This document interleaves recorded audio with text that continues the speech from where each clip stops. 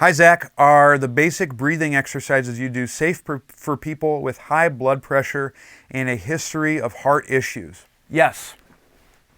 I do this a lot with people who have high blood pressure. The thing you want to watch with someone who does have high blood pressure is the Valsalva maneuver, which is holding your breath. That's when you get an increased pressure buildup that can escalate blood pressure to a very high level. But going through a full exhalation, a lot of times, especially given the parasympathetic activity that can happen with a full exhalation, that can actually dilate the blood vessels, which can be a favorable thing.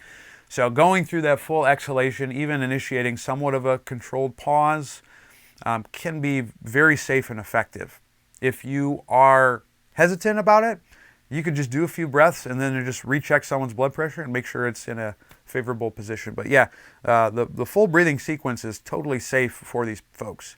You just want to be mindful of minimizing things that increase pressure in the body, and that's where the Valsalva maneuver is the big offender.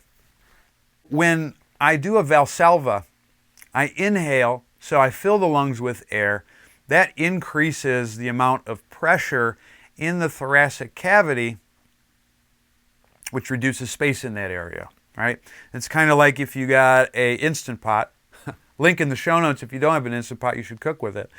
If you have an Instant Pot and as it fills with air and the pressure increases, the heat increases, and that's what cooks the food, then what you're doing is you're essentially creating tension against that pressure, so you're not allowing air to escape, and that increase in tension is what allows you to move maximal weight, but it increases pressure to a very high degree within the ventral cavity, which is great if you're lifting heavy things, but it's not so good if you have high blood pressure.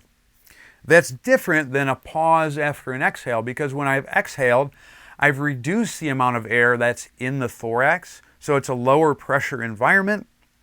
And when it's a lower pressure environment and you do a controlled pause in that area, you don't have the same contractile effect occurring in that environment. So they're two different things, and that's why a Valsalva maneuver can increase blood pressure so much. In fact, it's that high amount of pressure that helps you lift the substantial amount of weight.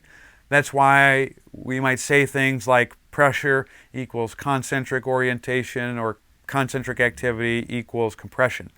That's the difference that we're talking about when we're using something like a Valsalva maneuver.